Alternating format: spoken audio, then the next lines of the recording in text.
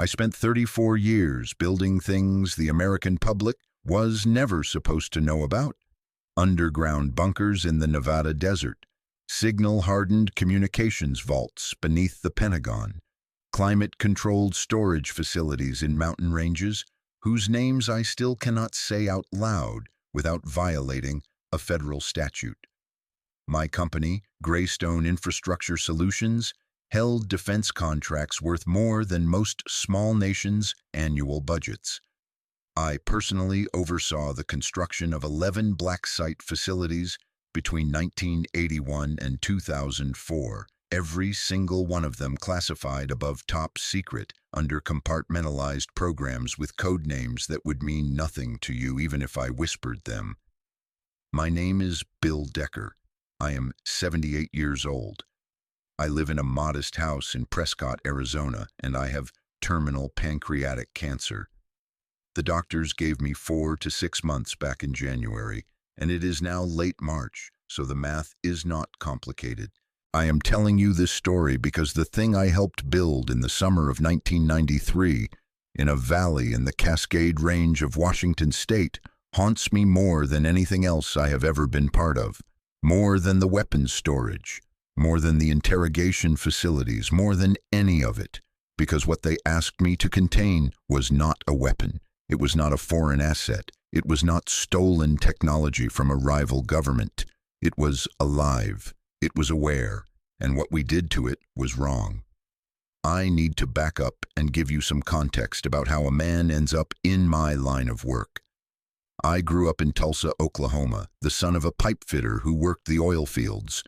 My father was a quiet man who believed in 2 things, the Lord and the value of hard labor, and he raised me to believe in both. I went to Oklahoma State on a partial scholarship, studied civil engineering, graduated in 1970 with decent grades, and no particular ambition beyond building things that would last. I did a stint in the Army Corps of Engineers during the tail end of Vietnam. Never saw combat, but I learned something valuable in those 2 years. I learned that the military will pay extraordinary amounts of money to people who can build things quickly, quietly, and to exact specifications without asking questions. That last part is the key, the not asking questions. After my discharge, I went to work for a construction firm in Dallas that did contract work for the Department of Defense. Small stuff at first, reinforcing walls in government buildings, pouring foundations for radar installations in West Texas. But I had a knack for logistics, for managing complex builds in difficult terrain under tight deadlines, and I rose fast. By 1979, I was running my own crew. By 1982, I had incorporated Greystone and landed my first major defense contract, a hardened communications bunker beneath an Air Force base in Colorado. The specifications on that job were unlike anything I had seen in civilian work. Walls 18 inches thick, electromagnetic shielding rated to withstand a nuclear detonation within 5 miles, ventilation systems with biological and chemical filtration. I built it on time and under budget, and after that the phone never stopped ringing. The thing about defense contracting at the level I operated is that you get used to strange requests. You get used to building rooms with no apparent purpose. You get used to installing equipment you do not recognize, designed by engineers whose names you never learn, for agencies that are identified only by alphanumeric codes on the work orders. You get used to men in dark suits showing up unannounced on your job sites, watching without speaking, then leaving. You get used to signing non-disclosure agreements so dense with legal language that it would take a team of attorneys a month to parse them. And you get used to not asking. That is the cardinal rule. You build what they tell you to build. You do not ask what it is for. You do not speculate. You collect your check and you move on to the next job. By the early 90s, I had built enough of these facilities that very little surprised me anymore. Or so I thought. In April of 1993, I received a phone call at my office in Dallas from a man who identified himself only as Colonel Franklin. No first name, no unit designation, no branch of service specified. He said he had been given my name by people at the Defense Intelligence Agency who had been pleased with my previous work. He said he had a project that required my specific skill set, meaning rapid deployment of a specialized containment facility in a remote and difficult location. He said the timeline was aggressive. He said the budget was essentially unlimited.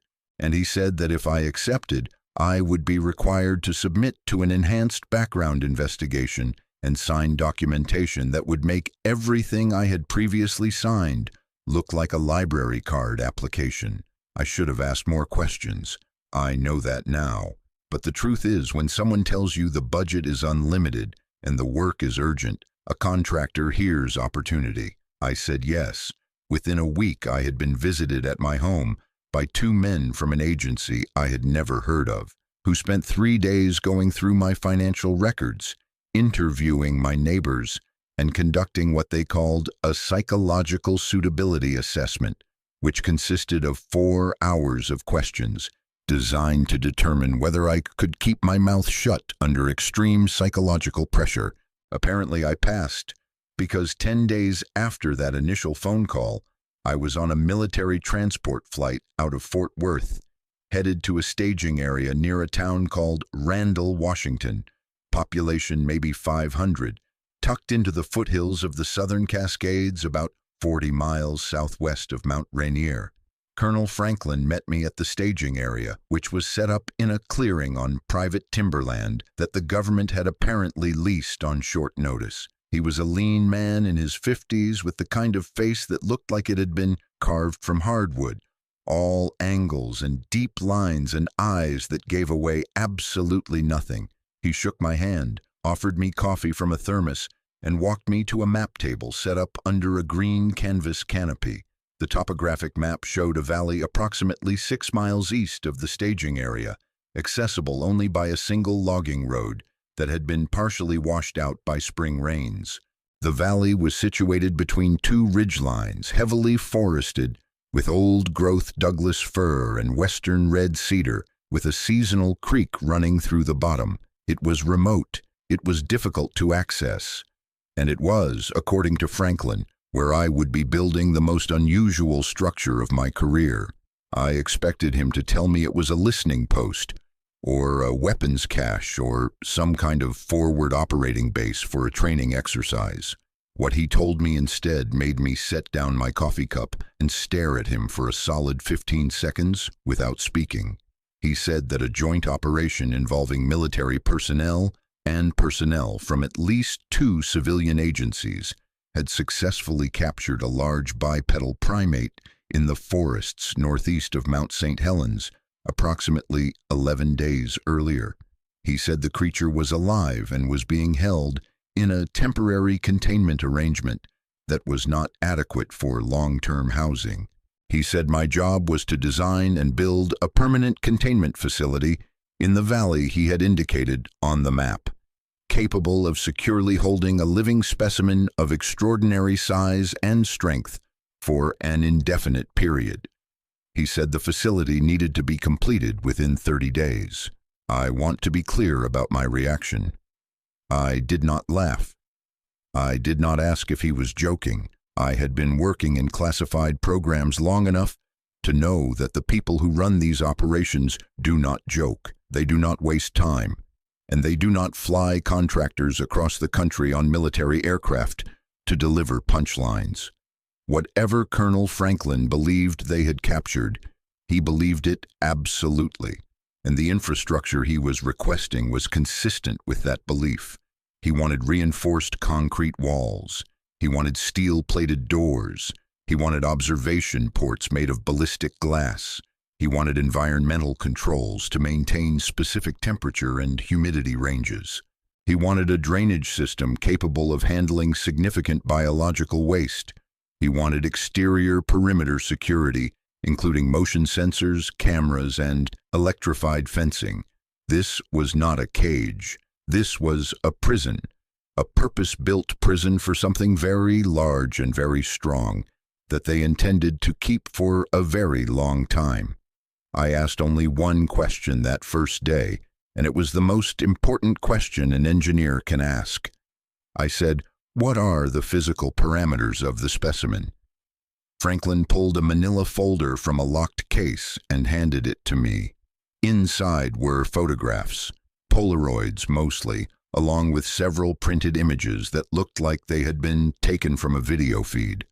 The creature in those photographs was sitting on the ground inside what appeared to be a large shipping container that had been modified with welded steel reinforcements and a heavy mesh ceiling.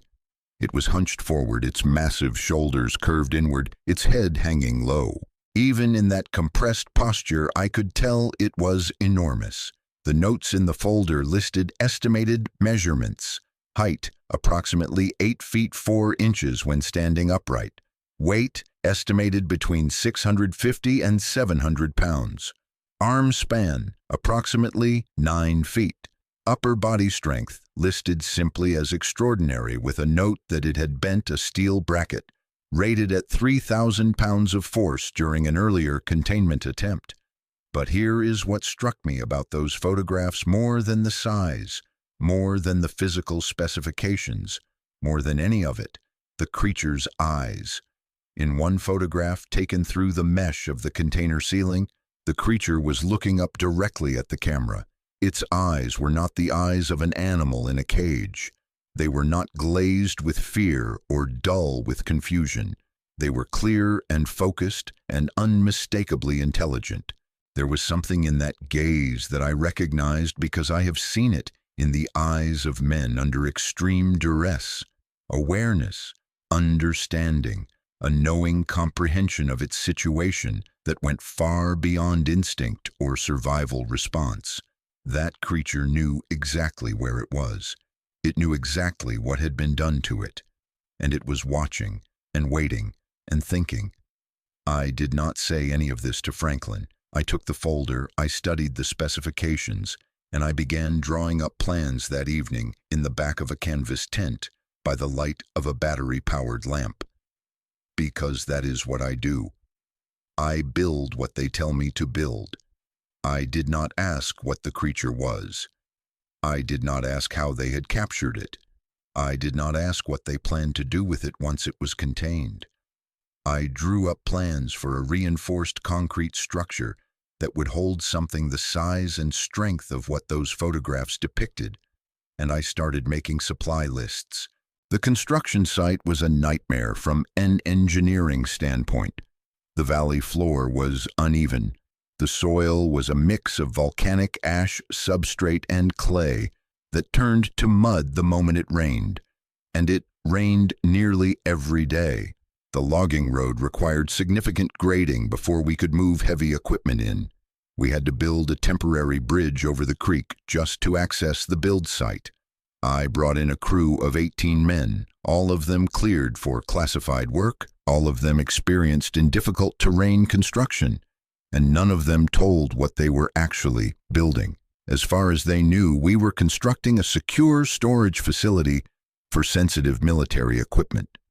I divided the work so that no single crew member would see enough of the overall design to question that cover story. The foundation was the first challenge. I specified a reinforced concrete slab 12 inches thick with number 6 rebar on 12-inch centers both ways, sitting on a compacted gravel base. The walls were poured concrete, 14 inches thick, with additional steel reinforcement at all corners and around all openings. The ceiling was a steel-framed structure with concrete panels and a corrugated steel overlay, designed to support a dead load far in excess of what any storage facility would require.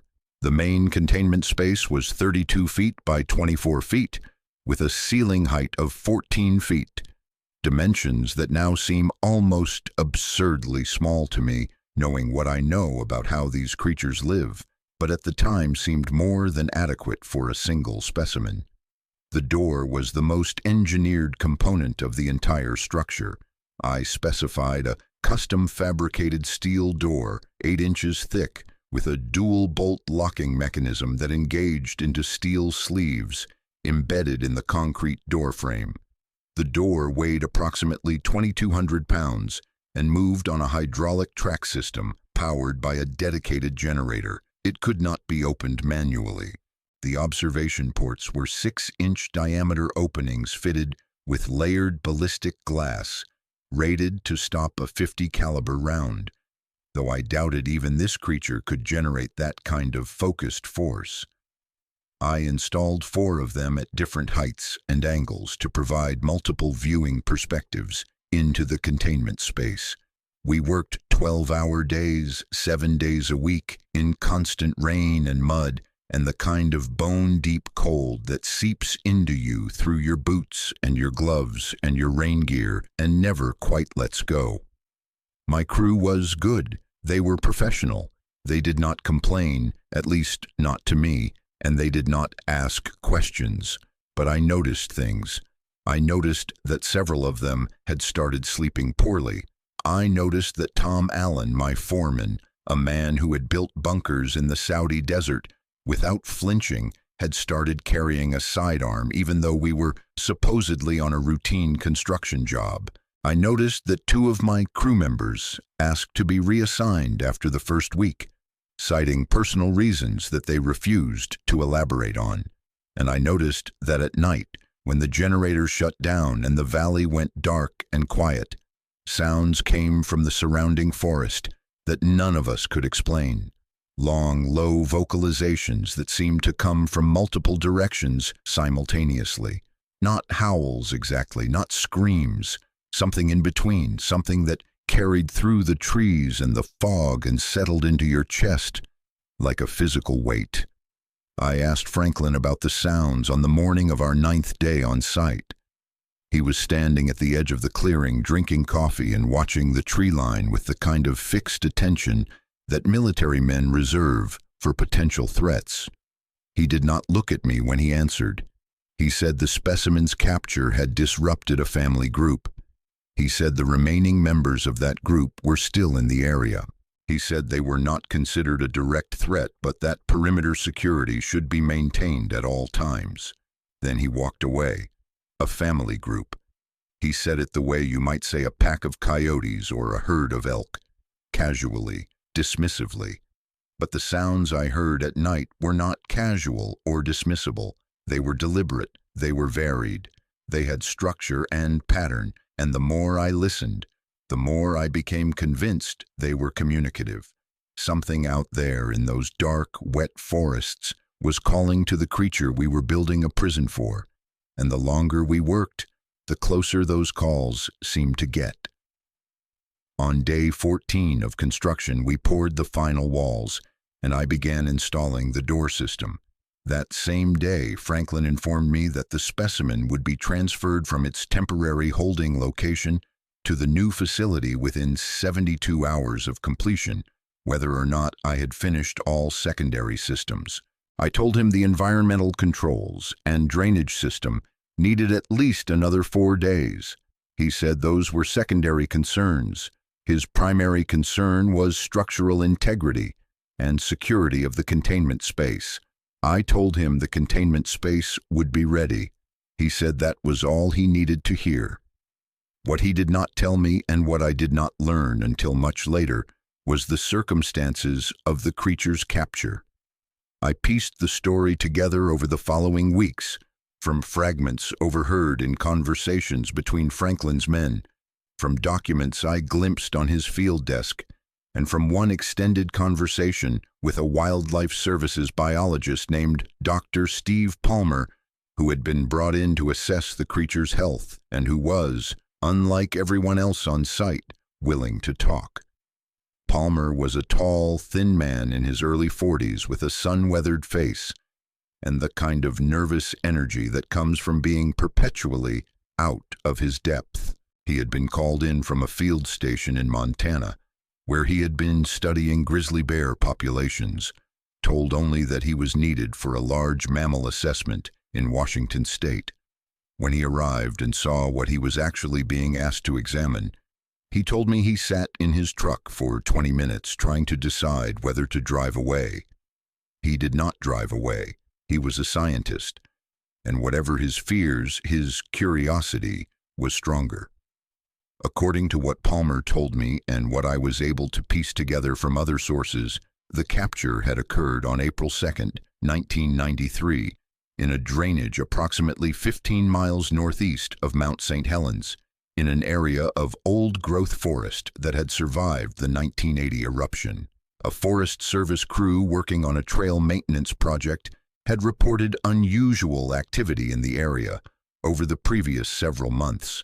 Large structures made of interwoven branches and stripped bark, caches of fish and roots stored in rock crevices, footprints in soft ground measuring 17 to 19 inches in length and 8 inches across at the ball. One crew member reported a visual sighting of a large, dark figure crossing a ridgeline at dusk, moving on 2 legs with a stride he estimated at over 5 feet. These reports had apparently filtered up through channels I was not privy to until they reached whoever it is that makes decisions about things like this. A team was assembled: military personnel, civilian scientists, tracking specialists, and what Palmer described as several men who carried no identification and answered to no one on site except by satellite phone. They spent 6 weeks in those forests. They located what they believed was a family group of at least 4 individuals, possibly 5, living in a remote drainage with no trail access and extremely dense canopy cover. They observed the group from a distance using thermal imaging and long-range optics. They documented behaviors that Palmer said defied everything he thought he knew about primate cognition, tool use, cooperative food processing, what appeared to be structured vocal communication with distinct patterns that repeated in consistent contexts, and most remarkably, evidence of deliberate teaching, adult members demonstrating techniques to younger members and correcting their attempts. The decision to capture a specimen was made at a level far above anyone on the ground. Palmer told me he argued against it. He said that what they were observing was clearly a sentient social species, and that removing an individual from its family group would cause profound psychological harm to both the captured individual and the remaining group members. His objections were noted and disregarded.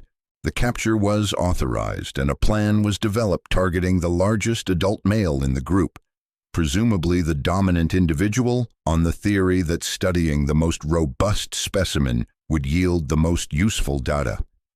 They used a pit trap, an old technique, cruel and simple. They dug a trench 8 feet deep, 12 feet long, and 6 feet wide across a game trail that thermal imaging showed the target individual used regularly. They covered it with a framework of poles and brush designed to support the weight of elk or deer, but collapse under anything significantly heavier. They baited the far side with salmon. It took 3 days. On the morning of April 2nd, the target individual walked onto the cover. The framework collapsed, and a creature that had lived its entire life in freedom fell 8 feet into a muddy hole in the ground. Palmer said what happened next was the worst thing he had ever witnessed in his career. The creature erupted.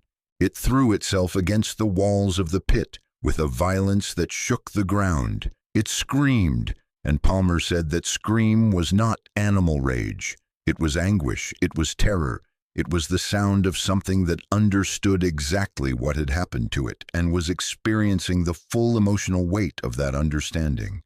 They hit it with 3 tranquilizer darts loaded with a dosage calculated for its estimated body mass. The first dart seemed to have no effect. The second slowed it. The third brought it down, and even then it fought the sedation, its massive hands clawing at the dirt walls of the pit, its eyes rolling but still focused, still aware, still trying to find a way out. They rigged a hoist and lifted it out with cables.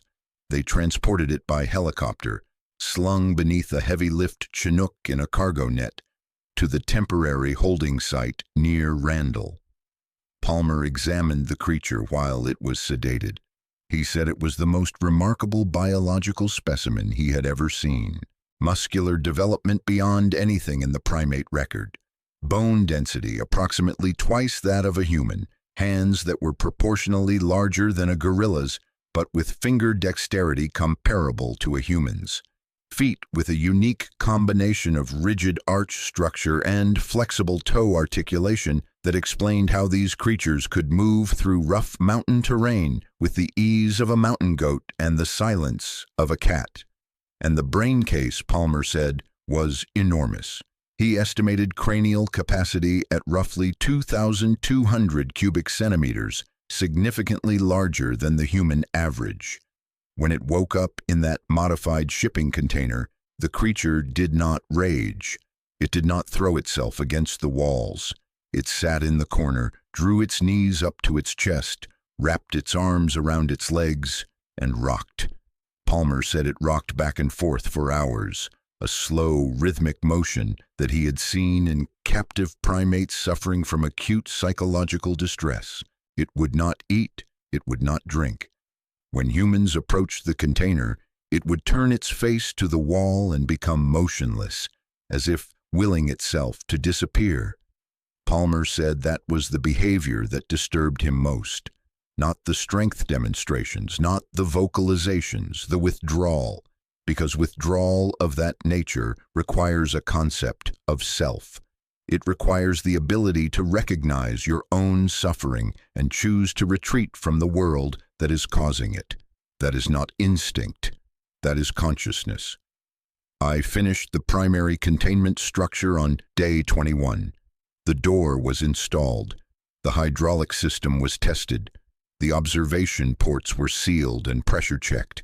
The ventilation system was functional, though not yet connected to the environmental controls.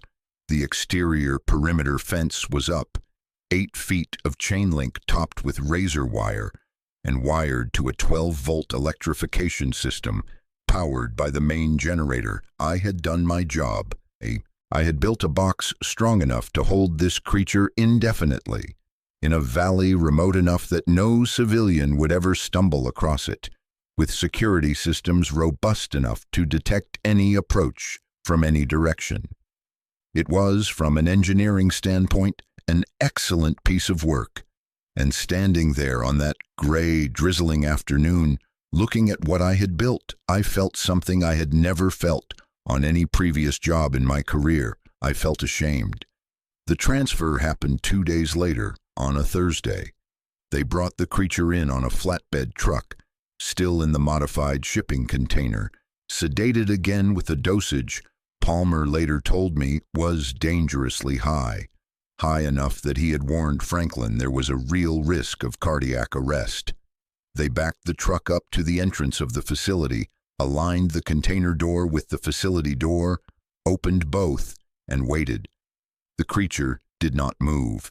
It lay on the floor of the container, its massive chest barely rising, its eyes half open and unfocused, drool pooling beneath its slack jaw. After 20 minutes of waiting, Franklin ordered his men to use the cables to drag it inside. 5 men with a motorized winch, pulling an unconscious creature across a concrete floor like a sack of grain.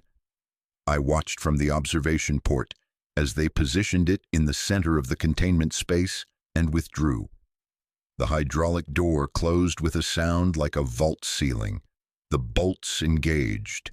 And just like that, a living, thinking being was locked inside a concrete box that I had built with my own hands. I should have left that day. My contract specified construction and installation only.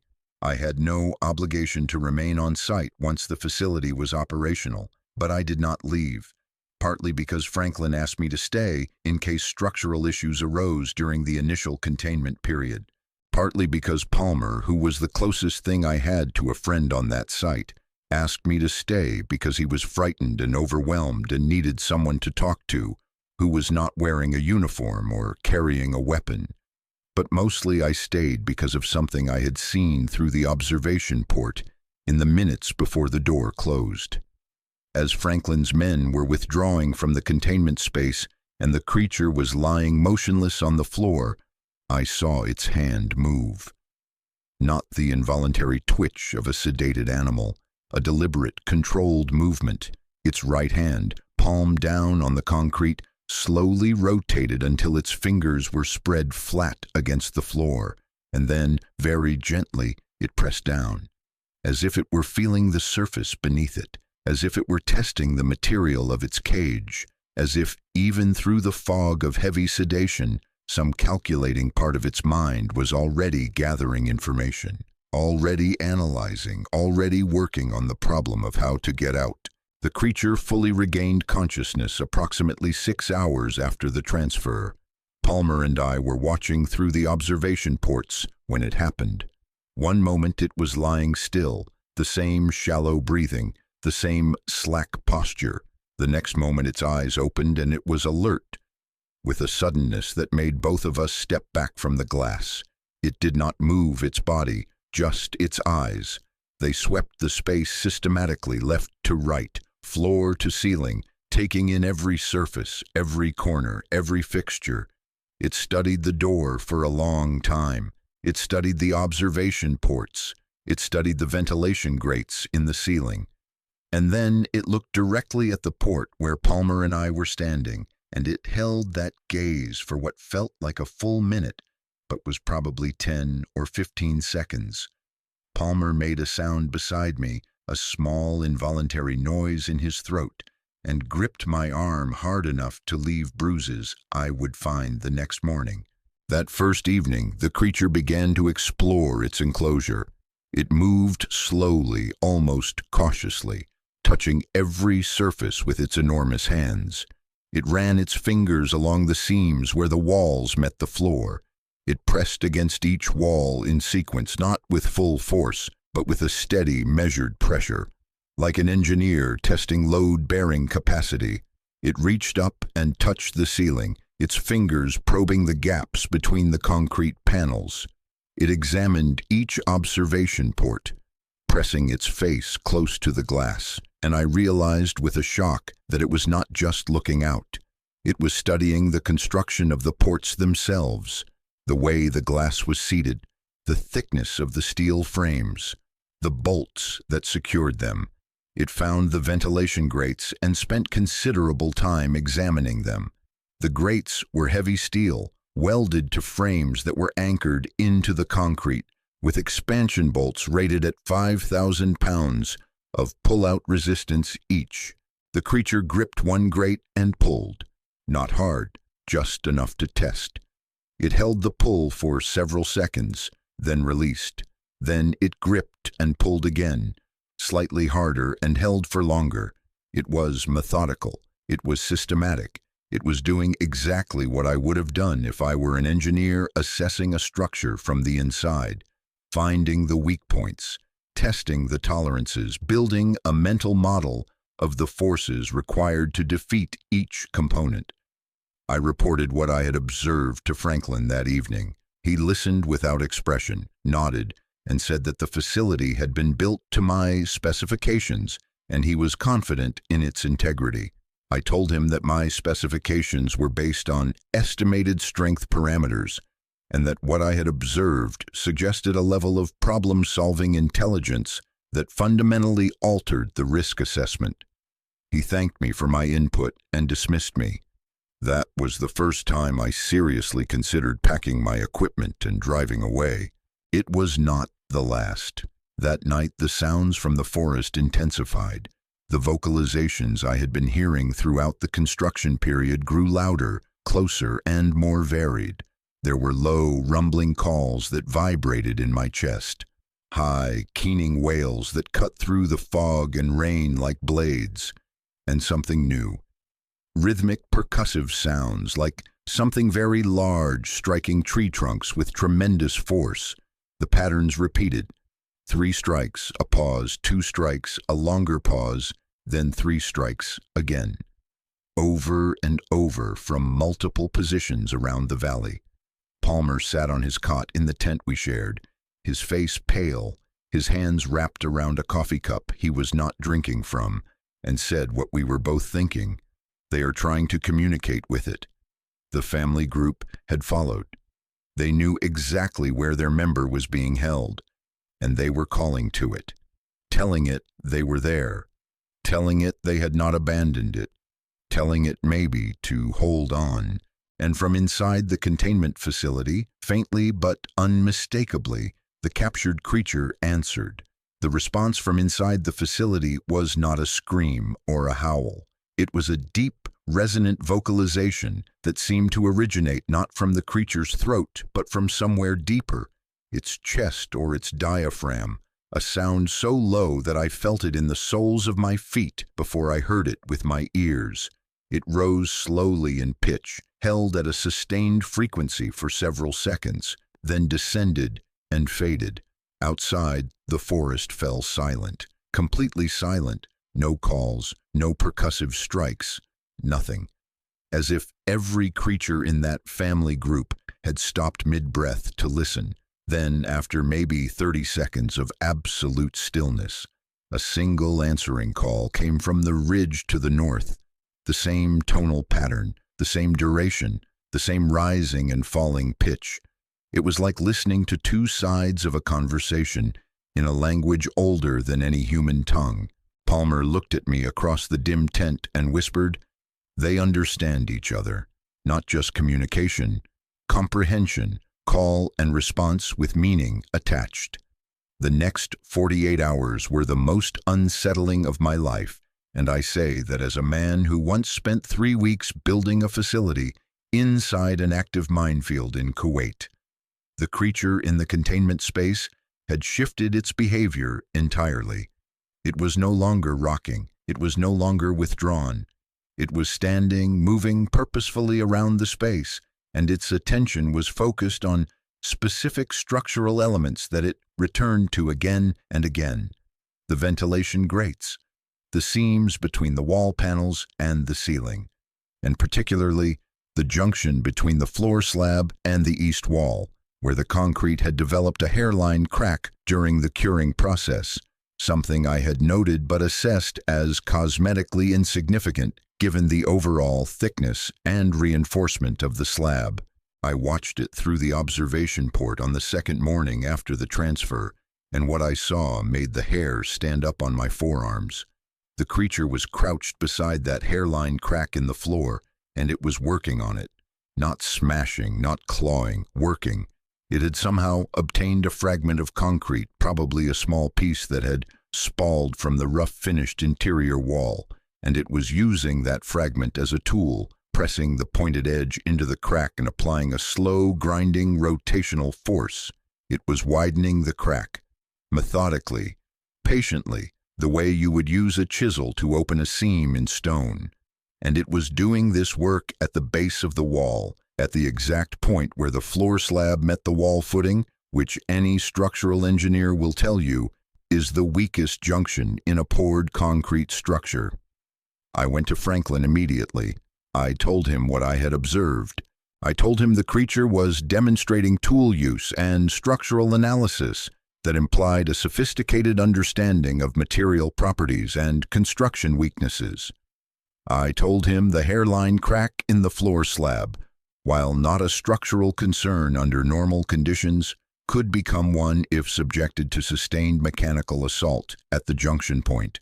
I told him we needed to enter the containment space and repair the crack with an epoxy injection system, which would bond the concrete and eliminate the weakness. Franklin listened. He made notes.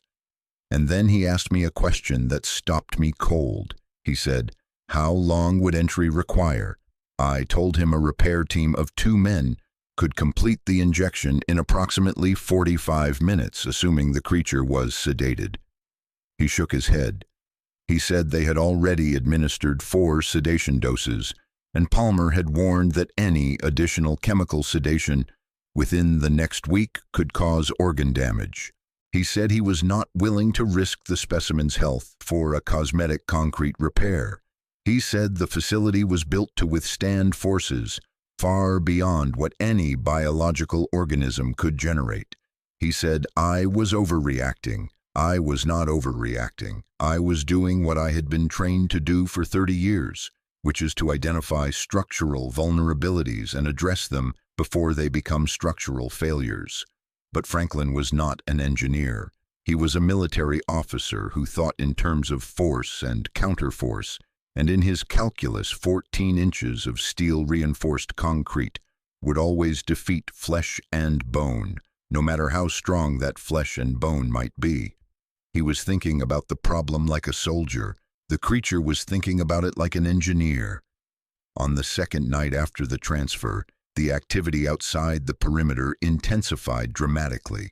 The security team reported motion sensor activations on all 4 quadrants of the perimeter simultaneously. The infrared cameras mounted on the fence posts captured thermal signatures moving through the trees, large thermal signatures, at least 3 of them, circling the perimeter at a distance of roughly 200 yards. They moved with uncanny coordination, maintaining equal spacing as they circled like satellites in orbit. Franklin doubled the guard and ordered his men to maintain weapons readiness, but not to engage unless the perimeter was physically breached. No one slept. At approximately 2:15 in the morning, something struck the exterior wall of the containment facility, not the fence, not the surrounding structure, the main wall. A single massive impact that shook dust from the ceiling of the observation room, where Palmer and I were monitoring the interior cameras. The sound was like a battering ram hitting Castle Stone, a deep, reverberating boom that echoed through the valley. Inside the containment space, the captured creature stood motionless, its head tilted slightly to one side, listening. Then it vocalized, that same deep, resonant call from its chest, and outside, from very close, something answered. Franklin's men found the impact point the next morning, a section of the exterior wall on the east side, approximately 4 feet above ground level, bore a circular depression roughly 8 inches in diameter and nearly an inch deep in the concrete surface. The force required to create that kind of deformation in 14-inch reinforced concrete is staggering. We are talking about thousands of pounds of force, concentrated in a very small area, delivered in a single strike. Palmer examined the depression and found something embedded in the fractured surface, a fragment of granite. Whatever had struck the wall had been holding a rock, not throwing it.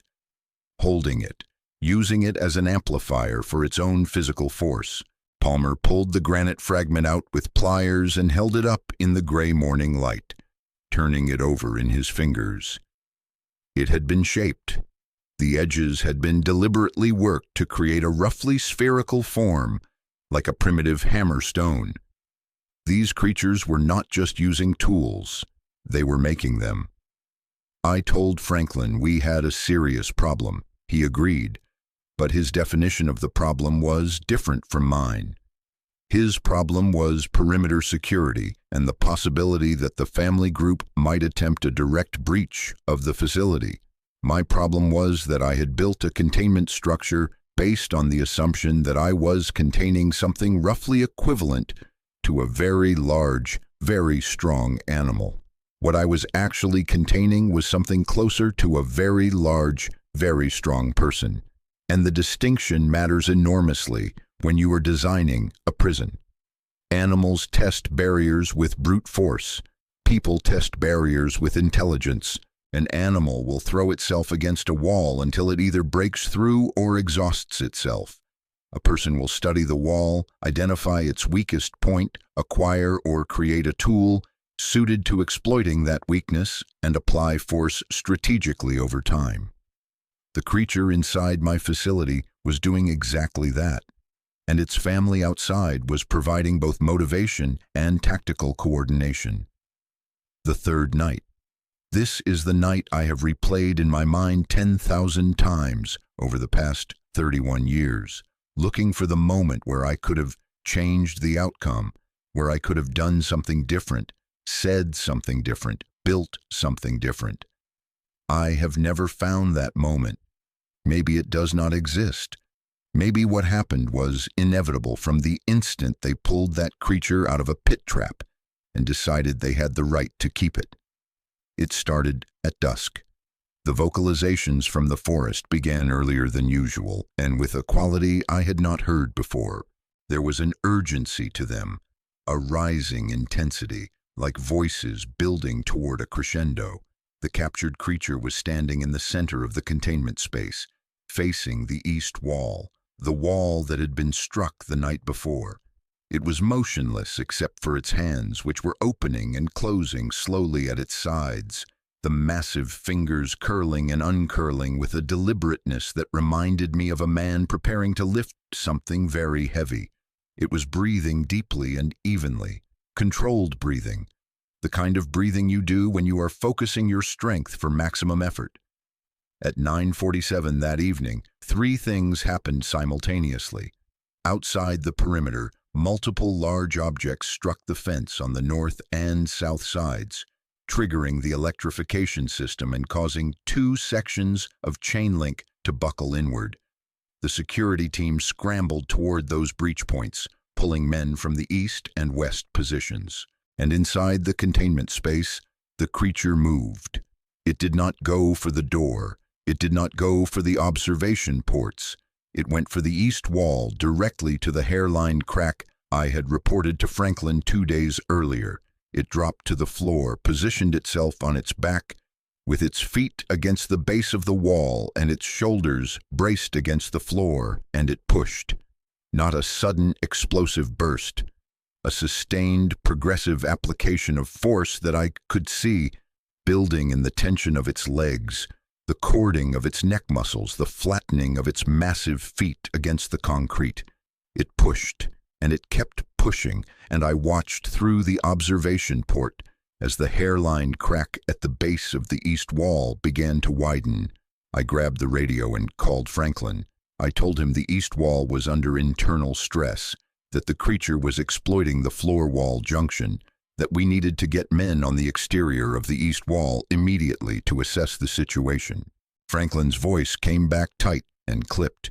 He said his men were engaged on the north and south perimeter, that both fence sections had been breached, and that he had visual confirmation of at least two large figures in the tree line north of the compound. He said he could not spare men for a structural assessment. He told me to monitor and report.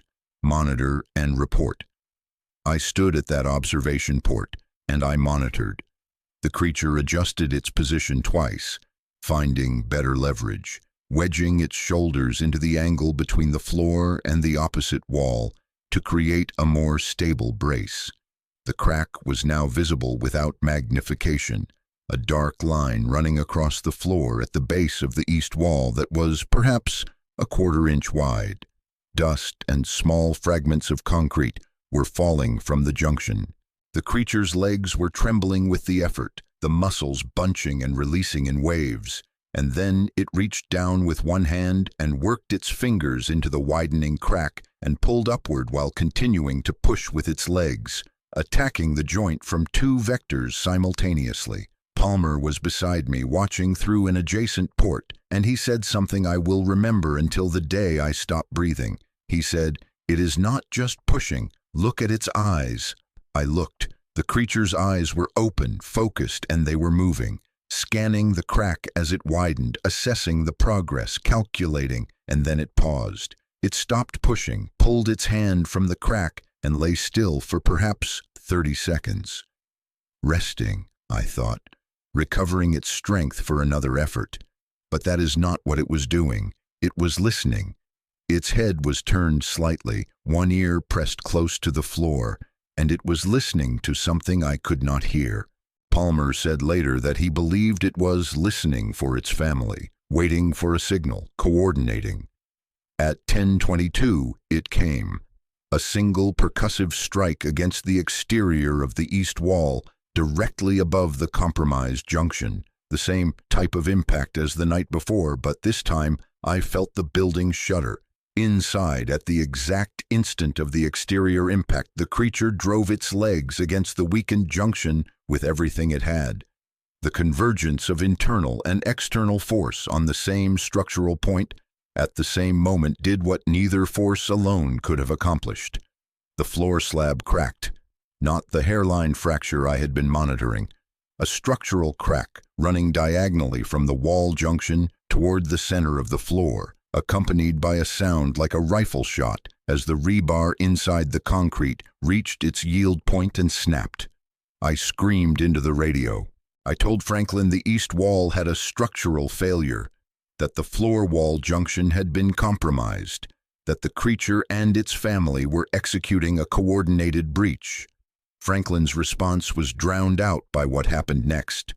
The creature rolled off its back, got to its feet, gripped the edge of the cracked floor slab with both hands, and pulled upward. A section of concrete roughly 4 feet by 3 feet lifted out of the floor like a trapdoor, exposing the gravel substrate beneath the slab. The creature did not hesitate. It dropped into the hole and began digging, not with animal frenzy, with purpose. It scooped gravel and compacted soil with its enormous hands, throwing material behind it in rhythmic sweeps, excavating a cavity beneath the wall footing with the efficiency of a backhoe. I ran from the observation room to the exterior, my boots slipping in the mud, rain hitting my face, shouting for anyone who could hear me. The security team was still engaged on the perimeter. I could hear gunfire to the north, warning shots fired into the tree line, and the electric crackle of the fence system discharging. I reached the east wall and pressed my hands against the concrete. I could feel vibration through the surface, rhythmic pulses of force from inside. The creature was digging under the wall, my wall, the wall I had designed and poured and reinforced and been so proud of, and it was defeating it, not with superior force, but with superior thinking. I have built structures designed to withstand earthquakes. I have built structures designed to survive bomb blasts. I have never built a structure designed to withstand a coordinated, intelligent assault by multiple beings who understand structural engineering at an intuitive level and are willing to take shifts and work in teams and use tools and create diversions and communicate tactical information across distances using a vocal system that humans can hear but cannot decode. I did not design for that because it never occurred to me that I would need to. It did not occur to anyone. That is the fundamental error we all made. We assumed we were containing an animal. We were containing a person. And you cannot contain a person who has family on the outside and the collective intelligence to plan a jailbreak. The breach occurred at 10:51. I know the exact time because I was looking at my watch when the sound of crumbling concrete reached me from the base of the east wall. A section of the footing, undermined by the excavation from inside and weakened by the impact from outside, gave way. The hole was not large, maybe 3 feet wide and 2 feet high, a ragged gap between the bottom of the wall and the compromised floor slab, but it was enough. The creature came through that gap with a fluidity that defied its size, compressing its body, twisting its shoulders, pulling itself through a space that should not have been passable for something over 8 feet tall and nearly 700 pounds. It moved like water through a crack in a dam. One moment it was inside, the next moment it was outside, standing in the mud and the rain, not 15 feet from where I stood, pressed against the wall, my flashlight shaking in my hand. It looked at me. That is the part of this story that I have never told anyone before, and it is the part that I need you to hear. It stood there in the rain, free for the first time in over a month, its dark hair matted and plastered to its body, its breath coming in great steaming clouds in the cold mountain air, and it looked at me, not through me, not past me, at me, into me. Its eyes found mine and held them, and in that moment I understood something about this creature that all the photographs and observation reports and structural assessments had not conveyed. It was not angry, it was not afraid, it was not threatening me. There was a steadiness in its gaze, a calm that felt utterly incongruent with the violence of its escape, and what I saw in those eyes was something I can only describe as acknowledgement. It saw me. It recognized me not as a specific individual, but as a category of being, a human, one of its captors, and its look said, with a clarity that transcended language, "I understand what you are. I understand what you did, and I am leaving now." It held that gaze for 3 seconds, maybe 4. Then it turned and walked toward the tree line. Not ran, walked, with the measured, unhurried gait of something that knows it has already won, that the crisis is past, that the hard part is over. And from the darkness of the trees, I heard them, the family, calling to it, not the urgent, desperate calls of the previous nights. These were different, lower, warmer, sounds of welcome and relief that crossed every barrier of species and language and found their meaning in my human chest as clearly as if they had been spoken in English. They were saying, "You are here, you are back, you are with us again." The creature reached the tree line and paused one final time. It raised its head and vocalized, that deep, chest-resonant call that carried over the valley like a horn sounding across water, and then the forest seemed to absorb it. 1 step and it was among the trees, 2 steps and it was a shadow, 3 steps and it was gone. 31 years later, I can still see the exact spot where the darkness took it, a gap between 2 old-growth Douglas firs, their trunks 4 feet in diameter, their canopy blocking what little moonlight filtered through the overcast sky. It walked between those trees, and it ceased to exist in the world I understood. Franklin arrived at the breach site 4 minutes after the creature disappeared. He stood in the rain, staring at the hole in the base of his containment facility, and he did not speak for a long time.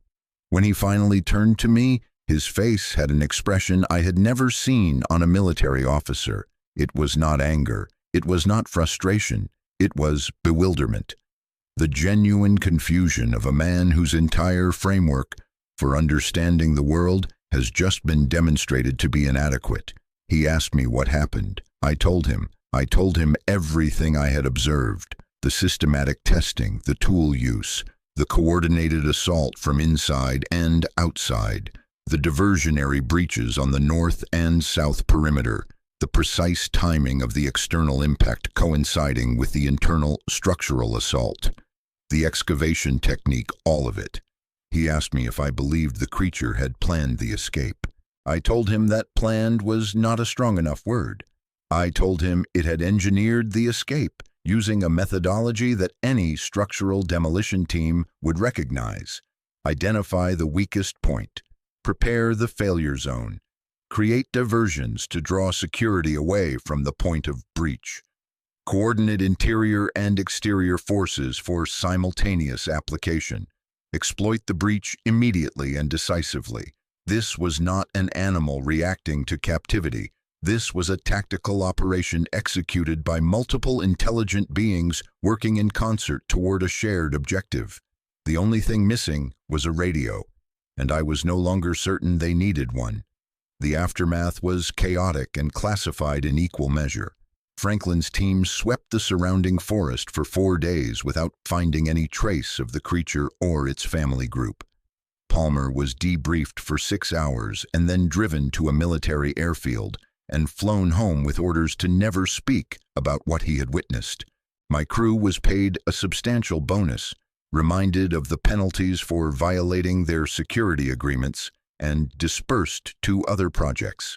The facility itself was abandoned. I supervised the removal of all equipment and the demolition of the observation room and perimeter fencing, but Franklin decided to leave the main containment structure intact. I do not know why. Perhaps as a monument to failure. Perhaps because some part of him believed they might try again someday. Perhaps he simply did not want to spend the money. I returned to Dallas and threw myself into work. I took every contract that came my way. The busier, the better, because activity kept the memories at a manageable distance. My wife, Carol, noticed the change in me. She said I had come back from Washington different, quieter. She said I seemed to be looking at the world as if I were seeing it for the first time and was not entirely sure what to make of it. She was right. Something had shifted in my understanding, not just of these creatures, but of my own place in the order of things. I had spent my career building structures to assert human control over the natural world. Bunkers and vaults and containment facilities and hardened installations, all of them expressions of the same basic premise, that human engineering and human power can dominate any environment, contain any threat, control any situation. That creature, walking calmly through the gap in my best work with the rain streaming down its body and its family calling from the trees, had demonstrated the limits of that premise with a finality I could not argue with. Palmer contacted me once, about 8 months after the incident. He called from a payphone in Bozeman, Montana, speaking quickly and quietly, clearly nervous about being overheard. He said he had not been able to stop thinking about what we had witnessed. He said he had gone back to his work with grizzly bears but found it difficult to concentrate, knowing what he knew.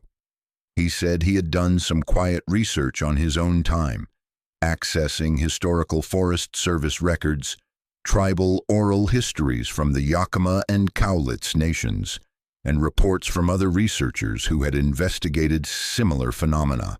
He said the picture that emerged was consistent and deeply unsettling. These creatures had been living in the forests of the Pacific Northwest for thousands of years, possibly tens of thousands.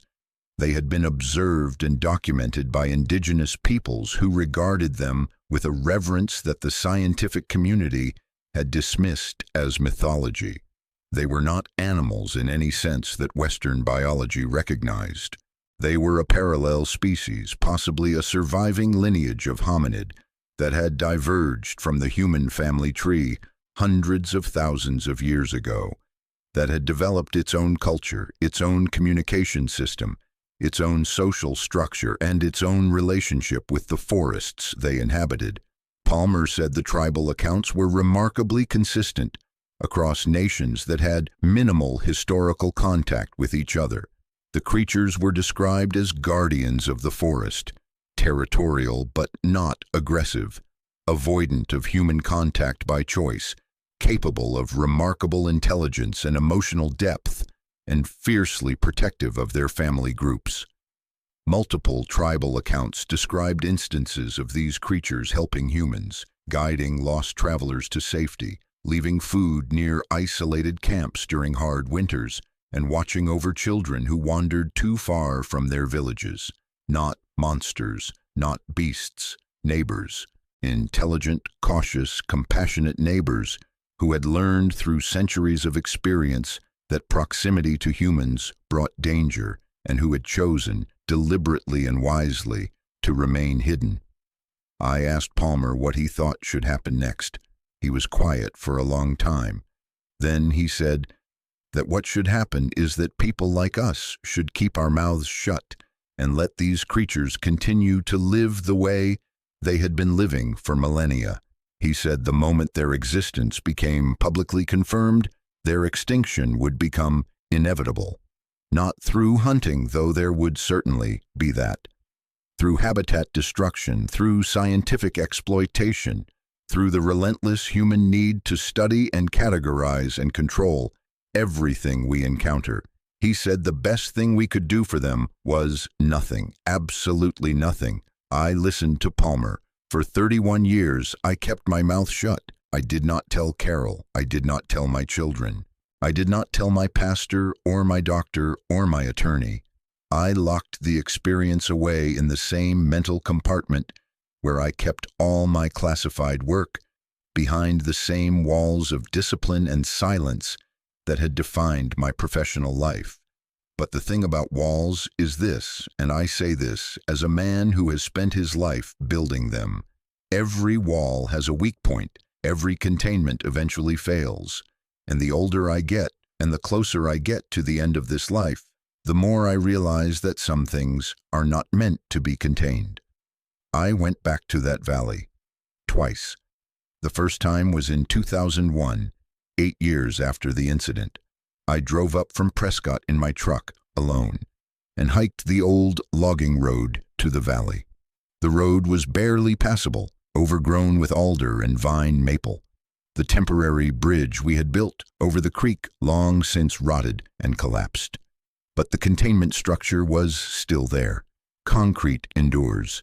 The walls were stained with lichen and moss. The rebar exposed where the concrete had spalled at the edges. The breach in the east wall still visible, partially filled with accumulated soil and debris. It looked like a ruin from an ancient civilization, something you might find in a jungle in Central America, inexplicable and forlorn. I stood inside the containment space and looked up at the sky through the gap where the ceiling panels had shifted, and I tried to imagine what it had felt like to be locked in there. I could not.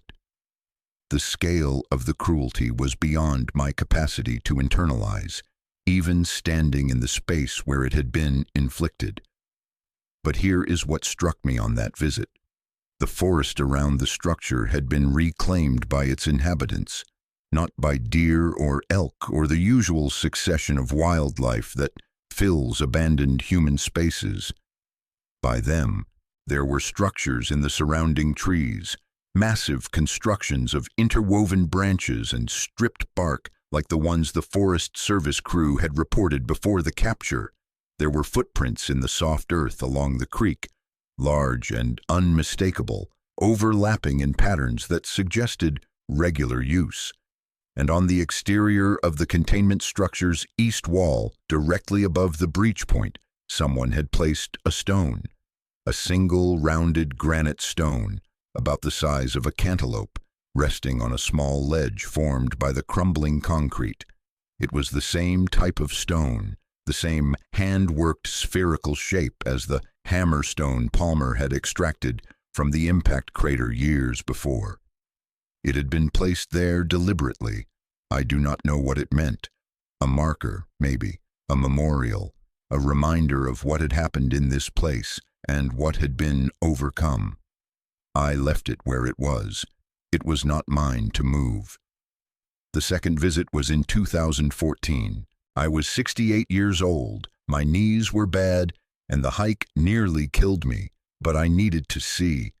The containment structure was barely visible, swallowed by the forest, the walls crumbling, saplings growing through the cracked floor, the steel door rusted into its track and immovable.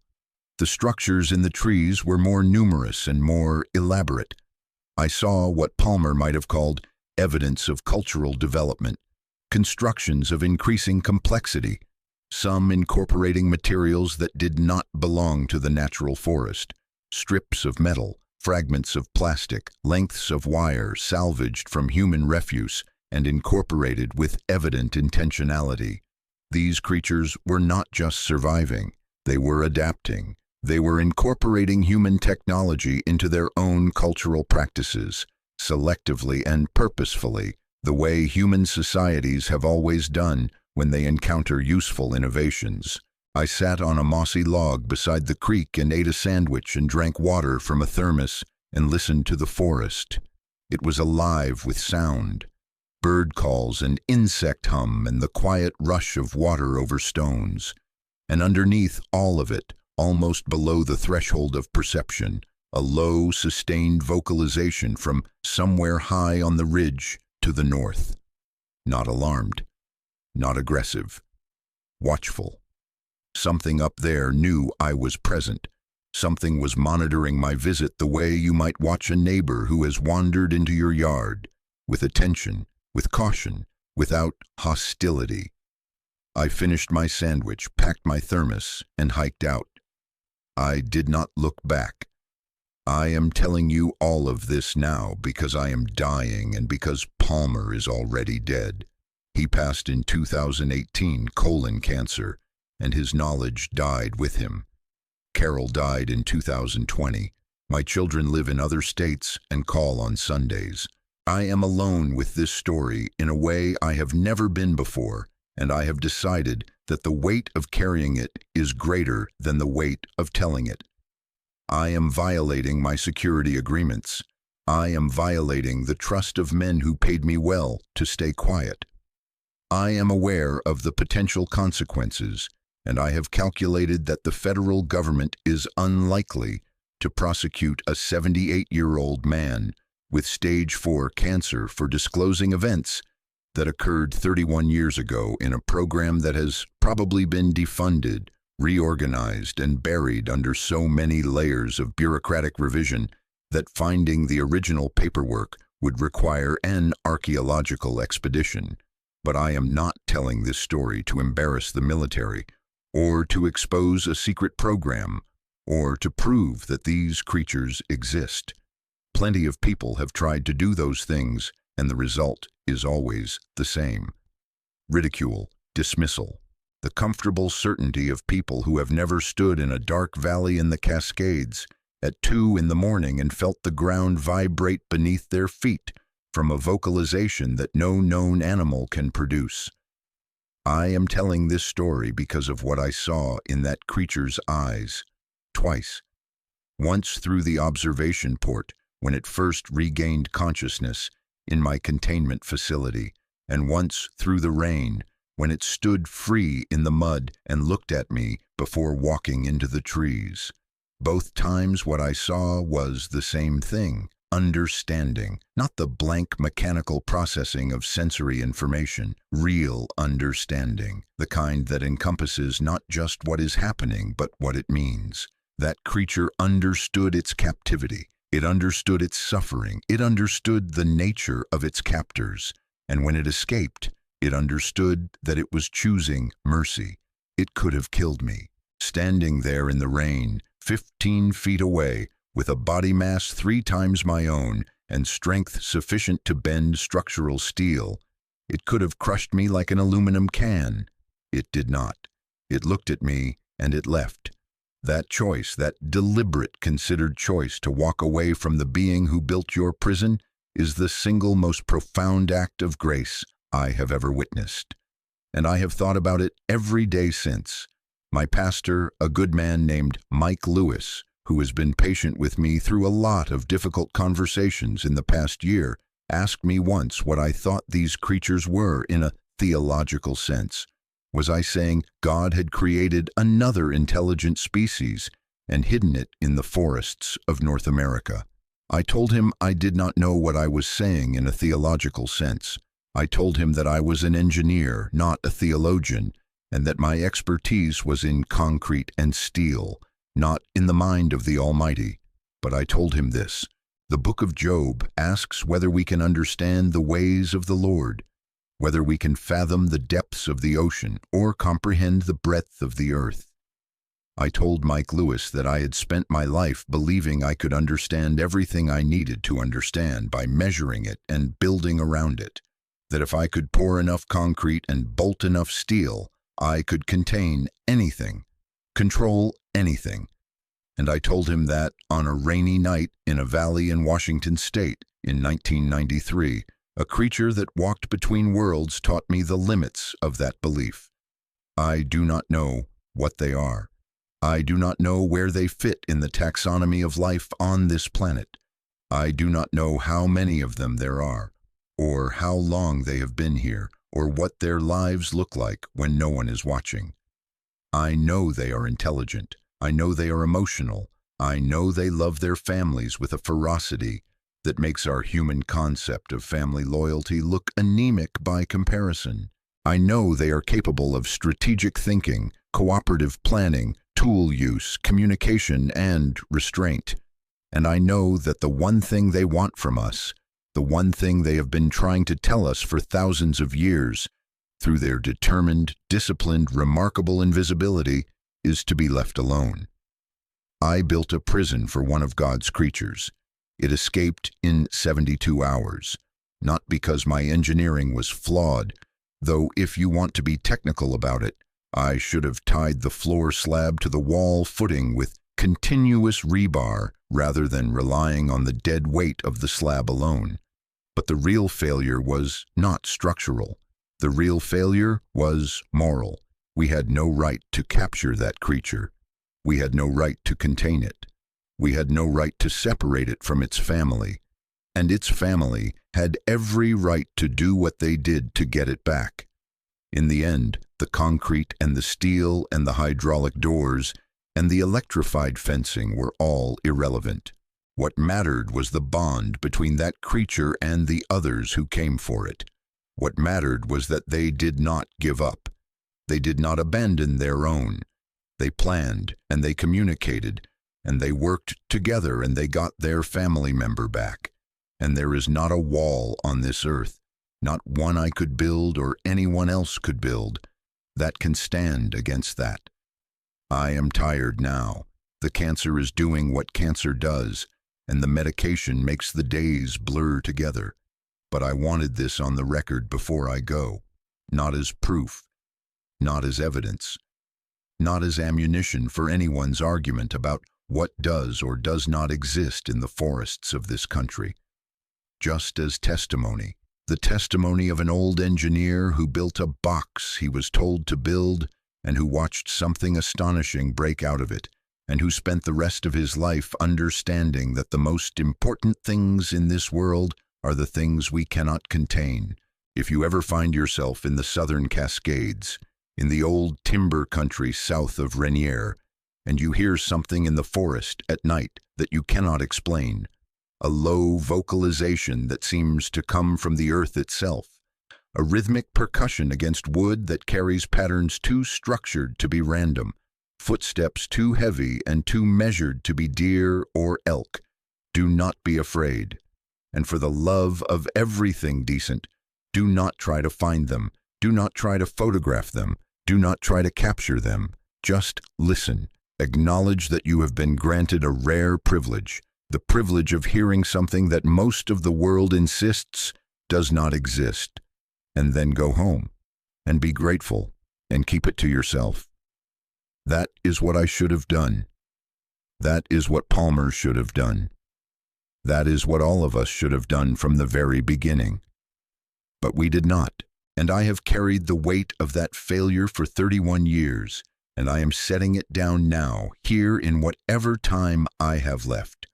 Not because I deserve to be unburdened, but because they deserve to be remembered, not as specimens, not as targets, not as problems to be contained, as what they are, the oldest neighbors we have ever had, the quietest, the most patient, and despite everything we have done to them, the most forgiving. My name is Bill Decker. I am 78 years old. I built a prison for something that should never have been imprisoned, and I am sorry.